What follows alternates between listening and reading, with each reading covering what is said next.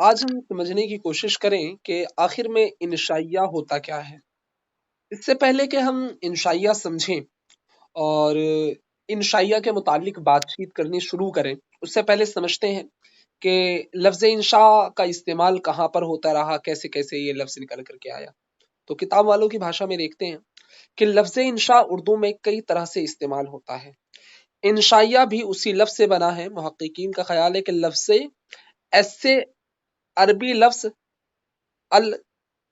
السعا سے نکلا ہے، جو لفظ انشاء کا بدل ہے۔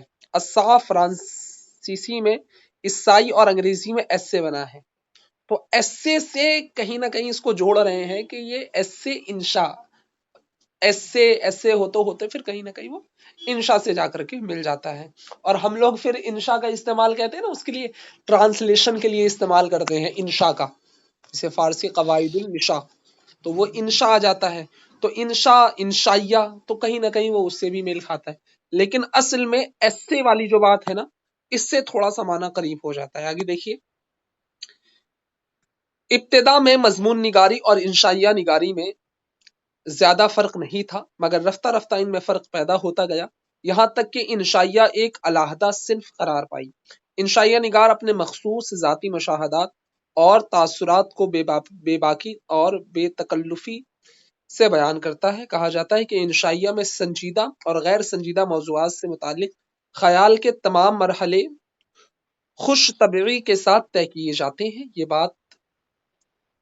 بات پیدا کرنے کا فن ہے۔ انشائیہ نگار مفہوم سے خالی گفتگو میں بھی معنی پیدا کر دیتا ہے، لیکن کبھی کبھی اس کے برعکس بھی ہوتا ہے۔ اختصار اس کی پہچان ہے۔ اس میں مزاح یا ٹھٹول کی جگہ ہلکی پھلکی زیر لب ہنسی پناہ ہوتی ہے۔ خیال آفرینی اس کی ایک اہم خصوصیت ہے۔ اردو میں انشائیہ کی ابتدا، چلیے اس کو سمجھتے ہیں اصل میں انشائیہ ہوتا کیا ہے۔ جیسے مان لیجئے کہ کسی بھی ٹاپک کو اٹھا کر کے بیان کر دیا، کیا کسی بھی ٹاپک کو، کسی بھی چیز کو انہوں نے اٹھا کر کے بیان کر دیا۔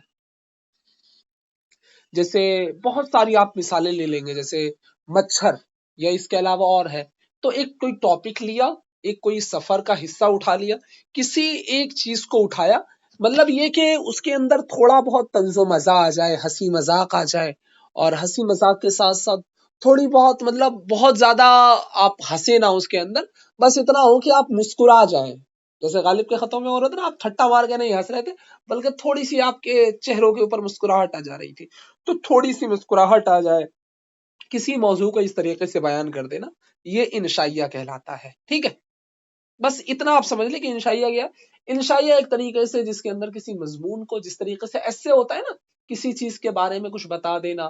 اچھا، اب ایسا نہیں کہ وہ چیزیں حقیقت میں ہی ہوں، یہ ضروری نہیں، بس یوں ہی ایک فنکار نے کسی چیز کو اپنے قلم کے اندر لے کر کے آیا اور اس کو اس نے بیان کر دیا۔ ٹھیک ہے، صرف انشاء وہی ہے۔ اور یہ ہے کہ بھیا اس کے اندر جو ہے اختصار ہوتا ہے، ایسا نہیں کہ بھیا بہت بڑا انشاء لکھ دیا ہے، بہت لمبا 300-400 پیج کا اٹھا کر کے لکھ دیا، بہت مختصر اس سے انشائیہ ہوتے ہیں۔ اور اس کے اندر تھوڑی ہلکی پھلکی ہنسی آ جاتی ہے، زیر لب تھوڑی بہت ہلکی پھلکی سی ہنسی آ جائے گی۔ اردو میں دیکھیں گے آپ، تو اردو میں انشائیہ کی ابتدا سر سید کے رسالے تہذیب الاخلاق سے ہوئی۔ ٹھیک ہے، مولوی نصیر احمد اور ذکا اللہ کے بعد اودھ پنچ اور مخزن نئی سے فروغ دیا، تو یہ بھی کہیں نہ کہیں ان کی ابتدا جو ہے وہ انشائیہ کے طور پر ہوتی ہے۔ بس اتنا ہے اور کچھ نہیں ہے۔ ٹھیک ہے، بات سمجھ جی میں نہیں آئی؟ آگے اور ان کا حسن نظامی صاحب کا جو مچھر والا انشائیہ ہے، یہ تھوڑا زیادہ مشہور ہے، اس کے اوپر کوشچنس آتے رہتے ہیں۔ بس اتنا ہے انشائیہ، اور کیا ہے؟ کچھ نہیں ہے۔ اب دیکھیں گے خواجہ حسن نظامی کو، پیدائش دیکھو، وفات دیکھو، اور دیکھنے کے بعد باقی چیزیں کر لو اپنی۔ مچھر دیکھ لو بھیا، کیا کیا مسئلہ رہا مچھر کے ساتھ۔